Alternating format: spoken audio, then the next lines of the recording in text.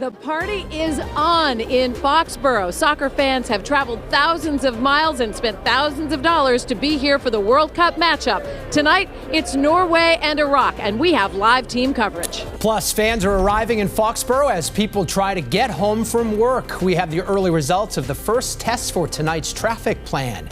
And beyond Foxboro, we're live in downtown Boston inside the FIFA Fan Fest, where the celebrations have been going non-stop.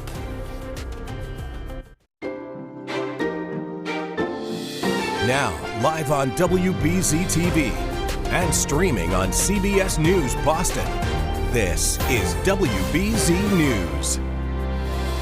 Now at 5 o'clock, World Cup rush hour. A live look at Foxboro right now, where kickoff is less than an hour away.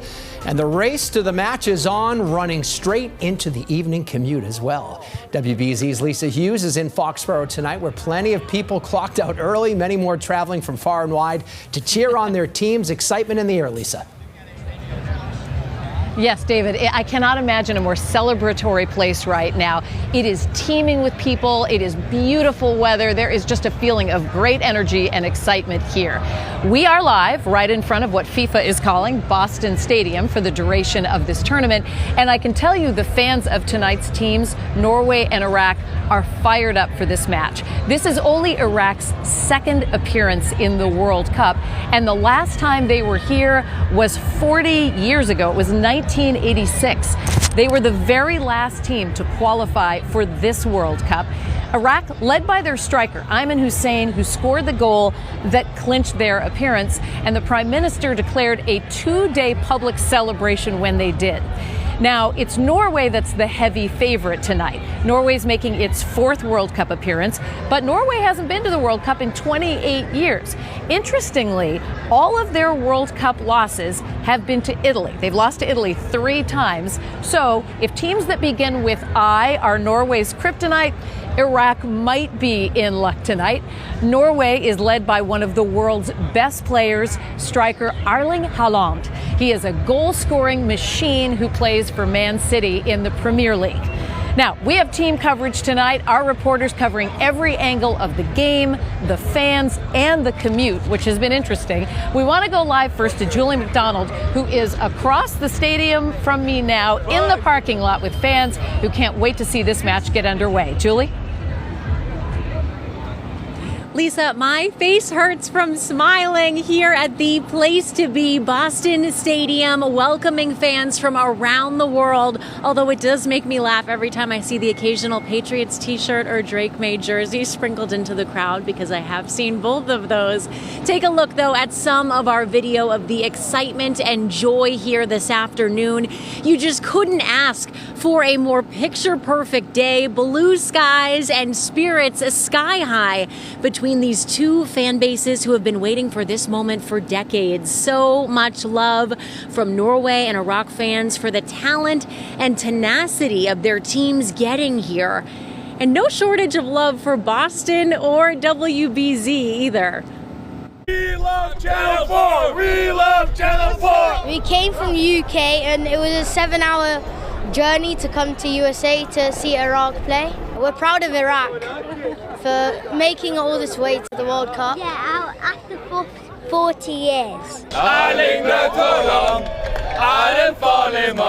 like Boston. Good weather, warmer than Norway. This is the first time in 28 years Norway has participated in the World Championship. So we are real excited, you know. We are going to win this and we are going to make it far.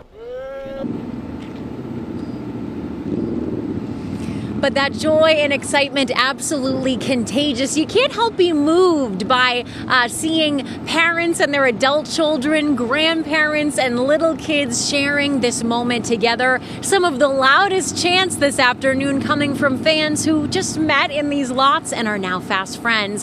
Ahead on WBZ at 6, hear from some more fans about what this World Cup unity means to them. Live in Foxboro, I'm Julie McDonald, WBZ News. And Julie, there is this great feeling of connection here. We'll see in a little bit. Iraq's road to the World Cup has been a grueling one, an unprecedented one, you might even say. They have played in the longest campaign of all of the 48 teams. They have played 21 matches over the last 2 years. Norway, by contrast, only had to play 8 matches to secure their spot. Iraq's obstacles didn't stop with that qualification. Just last week, the team's star player, Ayman Hussein, and a team photographer were detained, and they were held for hours at a Chicago airport. Now, ultimately, Hussein was allowed to enter the United States, but the photographer wasn't. There's also been a lot of talk about traffic. So today, we decided to put it to the test. This map shows Mike Sullivan, who took the train from South Station, and Aaron Parsegian, who drove from South Station to Boston Stadium. You can see Mike's line is blue, Aaron's line is red. We begin tonight with WBZ's Mike Sullivan. South Station, this is my start of the race. I'm going to hit in the open road. I wish you the best of luck with that. May the best man win. See you there. Activate your tickets. Doesn't matter what time your ticket says. Step right up, get ready for a queue. That's the train experience for the World Cup. The MBTA is saying they sold 11,000 tickets for this ride, with more fans expected to purchase a ticket home.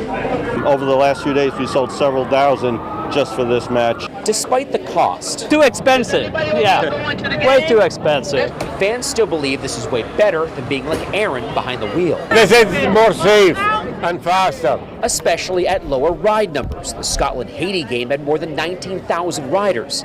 The rider reduction has led to speedier queues, with fans saying it took just about 30 minutes to get on the train. We entered the car at 1:15 and were met with a song. For Norwegian fans like this little girl, the train was a bargain. Was it like $80 or something? Pretty cheap. Super cheap. We're from Norway. We're not used to paying $80 for fares. They say it typically costs $200. That is, if you're the one paying the bill. No. He paid. Dog Raul and his buddies are using the train to rest their eyes and voices. So you're calm purposely? Really calm. Now we're like, all the energy is building up. I'm going to leave the train, this not expensive, kind of cheap train, exploding. Their chanting will have to compete with the Iraqis, who've been waiting 48 years to see their team in the World Cup. Born in Iraq, I never would have thought I would have the ability to see my team play in the U.S., where I currently live. Asher Nazat and his buddies took the train after some digital analysis. We did some AI research, and driving would have been crazy. 2-hour drive there and back. The game ends at 9 p.m. We're going to be tired. We have a flight tomorrow. Asher and the rest of us got off the train at 1:59, less than 45 minutes after we left. Well, unlike the fans, the media did not have to stand in the queue. We were able to walk right on there. But if you factor in their 30-minute wait through some of the queues onto that ride, that's about an hour and 15 minutes for an average fan. Aaron, beat that. Live at Gillette, I'm Mike Sullivan, WBZ News. All right, Mike, thank you. And between the road closures, the altered train schedules, and the thousands of fans heading to Foxboro today, there's definitely been a ripple effect, even if you're not going to the game. WBZ's Aaron Parsegian shows us what it was like on the roads. Well, here we are outside of South Station in Boston. It's about 1 o'clock in the afternoon, 5 hours until that match begins, but the parking lot's open 4 hours before, so we should be timing this out quite well. The plan for now is to hop onto the Mass Pike and take Route 1 South all the way down to Foxboro. We'll see how it goes. Well, there's no mistaking the World Cup's in town. I mean, this place is swamped with fans, jerseys from all different countries. Now that I started this trek, I can't help but think about one of the top guys at MassDOT and what he told WBZ Mornings. If you're not going to the game today, just really try to avoid the area as much as possible. There's going to be a lot of extra traffic there this afternoon. Guess we'll just have to see. And what I saw was smooth sailing all across the Pike. I was sure I was going to beat Mike until I pulled onto 95 South. I'm watching the time on the GPS just starting to tick up. going around 20 miles an hour at this point. It was stop and go, but then things opened up. I got onto Route 1 without a hitch. That is until you got closer and closer to the stadium. A little less than a mile to Boston Stadium, and you can see just at a crawling pace. A big chunk of my travel time was eaten up by navigating around the stadium, some of these lane changes, and getting to one of the parking spots we have across from Boston Stadium. As you can see, I've made it door to door, about an hour and a half drive to get here to my parking spot. All things considered, not that bad. What I can't speak for is after this game ends and what happens from that. In Foxboro, Aaron Parsegian, WBZ News. And in fact, I did talk to somebody who said getting out of here on Saturday night for some people took 3 hours, so that might be the tougher commute later. I think we both mentioned it, Julie and I, that it is an absolutely spectacular day out here and a great night to be sure for soccer. WBZ Chief Meteorologist Eric Fisher has our next weather forecast. And Eric, I can tell you, all the visitors think that Boston is pretty spectacular right now. Talked about it last night. This is why we don't do the World Cup in April. We go until around June, and it has been beautiful outside. It is a perfect day out there. We've got temperatures in the 70s, really dry air, those low dew points down to the 40s, even a dew point of 39 in Springfield. That is exceptionally dry air here. We've had those bright blue skies, and temperatures tonight will be dropping off again down to around 60 in Boston. But outside the city, you'll be looking at low to middle 50s. Don't really need the air conditioners. Nice to give them a little bit of a breather. Most days in our forecast have very low humidity. Only one has some mugginess, and that will be our one chance for rain. Tomorrow, another nice day. We'll see a mix of sun and clouds with that low humidity. Back up near 80 degrees for a high temperature. A slight chance for a shower to the west tomorrow evening, but I think most towns are going to end up staying dry here. Maybe in Worcester County, an end of the day shower. But our best chance of rain will come on Thursday here. We'll have a round of some showers and downpours moving through. This will be our best overall opportunity. I do think that probably our best chance for any really significant kind of soaking rain will probably be north and west of Boston, with lower chances off to the south and east. We'll talk more about this one, plus a beautiful Friday for the next World Cup matchup here in Foxborough. We'll have more details in a couple. Lisa? All right, that is music to the ears of soccer fans, Eric. Thank you. Now, for fans who didn't make the trip to Foxborough, the fun is just getting started in Boston. Let's go live now to WBZ's Christina Rex, who joins us from the FIFA Fan Fest on City Hall Plaza. Christina?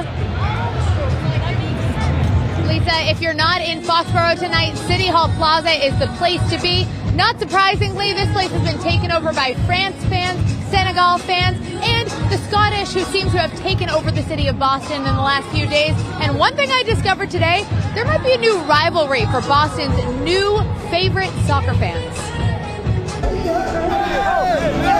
Football fever in Boston. Go Mbappe! And before fans ever make it to the stadium, shout out to the Boston Celtics. Are they in the World Cup? They're getting a crash course in the city itself. First, a taste of perfect New England weather, as warm as the sunshine is the hospitality. And you can thank this guy, he paid for the beer. Thank you very much. These Norwegians just arrived to the city ahead of tonight's match. It's the first time Norway has qualified in 28 years, so really big. And also it became a bit cheaper than we expected. In fact, flights, accommodations, and a ticket cost these guys $2,500 a person. What money can't buy? Dunkin'. A Boston language education. We're gonna have a wicked time at Dunkin' Donuts. Yeah. Or free driver's ed. To be as aggressive in the traffic as possible. That's good, you're learning. Yeah, that's how the we Boston drive. way, yeah? Yeah, that's how we drive. Yeah, perfect. The Norwegians say they're determined to bring the party in the stadium and the city when they heard that our Scottish friends went viral and drank some Boston bars out of Scottish beer. Do you have a Norwegian beer? We can drink it out as well. But they opted instead for Boston Lager. And alas, a competition for biggest party animals has begun. Ask a Scot about it. Never. The famous phrase that's on the words of everyone, Scotland fans. No Scotland, no party. No Scotland, no party. Boston will remember that. It is catchy. Boston will remember that. I'll give him that. Listen, I found myself being a bit of a tour guide today. Those Norwegian guys had never been to Boston before, and they asked me, why do people come to this city? And I said, this is the birthplace of America. So then they were going around the bar telling everybody about U.S. history from the Boston perspective. Pretty good. That's it here from City Hall Plaza. Lisa, I'm going to send it back to you in Foxborough. Broadcaster, lawyer, and history teacher. Christina, thank you. Now, when we got here, we got the opportunity to talk with Morten Ramm. He is a Norwegian comedian and TV host who is covering the game. And he talked with me about the cultural differences in the U.S. and Norway when it comes to watching sports. Take a listen. Go to kind of a pub or a pre-party to have beers, just like you guys. And here's more like a culture for tailgating. But in Norway, we don't have that much pickups, and we have bad weather, so we can't sit outside and barbecue and have beers. So they just meet up at a bar or pub, and they drink for several hours without moving, and they go to the game. You're very good at hosting big events, especially sports events. We have smaller pubs, we have smaller stadiums, we have smaller parking lots. It's harder to get to the stadium. It's not that, you know, it's you're made for this. And in the US, it's a bigger, like I don't know, bigger happening to go to a sport for the families than in Norway, because people are freezing in Norway. He says pre-partying is called vorspieling in Norway. He also said the U.S. is built to host events like this.